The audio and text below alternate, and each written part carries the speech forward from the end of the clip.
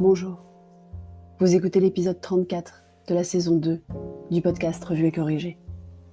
Cet épisode est tiré d'un billet professionnel publié le 4 novembre et s'intitule « Il ne faut pas confondre digitalisation et transformation digitale ». La crise actuelle qui perdure a certes accéléré la digitalisation de nombre de nos pratiques, personnelles comme professionnelles. Mais on est loin d'avoir entamé la transformation digitale pourtant nécessaire pour gagner en agilité face à l'imprévu des événements. La digitalisation, c'est utiliser des outils digitaux pour faire à peu près la même chose que ce qu'on faisait avant. C'est utiliser Zoom ou Teams pour faire des réunions en visio, par exemple. La transformation digitale, c'est repenser l'ensemble des processus, produits, canaux de distribution, parcours client et expérience salariée autour des opportunités qu'offrent les outils digitaux ou des contraintes imposées par les mesures de distanciation physique. Pas social, surtout pas. Les outils ne viennent qu'ensuite, une fois les besoins définis clairement. Quelques exemples ? Les réunions, qui n'ont changé ni de rythme, ni de participants, ni de durée, ni d'ordre du jour. Il faut pourtant s'adapter à la Zoom fatigue, au besoin d'échanger de façon informelle, etc. Moins longues, peut-être plus nombreuses, certainement de nature différente au moins pour certaines, et limiter au maximum le nombre de participants. Deuxième exemple. Les horaires de collecte du click and collect identiques à ceux d'ouverture des magasins. C'est parfois naturel, mais il faut aussi imaginer le quotidien des clients. Réfléchir à aligner les horaires de pick-up aux entrées et sorties d'école qui sont des moments obligés de sortie pour les parents, par exemple.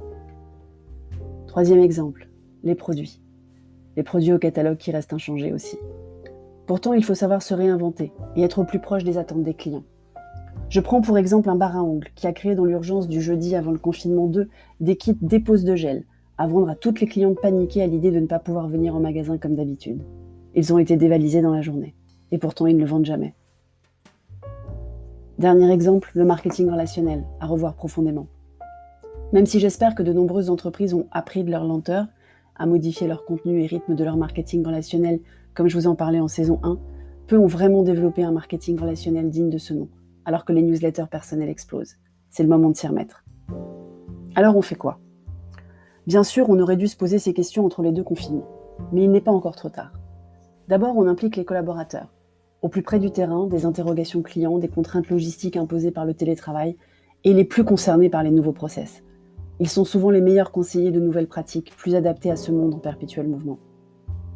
Ensuite, on contacte les fédérations, regroupements, chambres de commerce, mairies, régions. Non seulement elles ont souvent mis en place des formations, des tutoriels, des guides d'accompagnement, voire même développé des outils comme des plateformes de e-commerce pour lancer du click and collect, mais en plus elles ont souvent un pool de prestataires disponibles pour vous accompagner. Ensuite, on reste en veille sur les réseaux sociaux. Il y a même des sociétés qui mettent leurs outils e-commerce à disposition gratuitement et le font savoir par ces canaux digitaux et rapides en diffusion d'informations. Ah, et on crée des réseaux sociaux aussi si on n'en a pas. Bien sûr, on n'oublie pas de rester proche de ses clients. Ils peuvent aussi être source d'innovation dans les produits, les services, les canaux de communication. Être à l'écoute de ses clients ne s'arrête pas avec le digital, ça s'amplifie justement. Tout est question d'état d'esprit. Digitaliser, c'est mettre en place des outils parfois temporairement. Mener une transformation digitale, c'est revoir l'intégralité des tâches, qu'elles soient purement internes ou face client, à l'aune des nouvelles possibilités numériques. On ne pensera aux outils nécessaires qu'une fois la réflexion menée. Mener une transformation digitale, c'est justement une de mes spécialités. Profiter de l'expertise et surtout de l'expérience d'une personne rompue à l'exercice, c'est gagner du temps, de l'argent et s'approprier plus rapidement les méthodes, réflexes et outils nécessaires à une transformation en profondeur, faite pour bénéficier durablement à l'entreprise et à toutes ses parties prenantes. On en parle ? Merci de m'avoir écouté. Si vous écoutez sur Apple, surtout laissez un commentaire avec vos 5 étoiles et sur toutes les plateformes de balado-diffusion, abonnez-vous et partagez. À bientôt.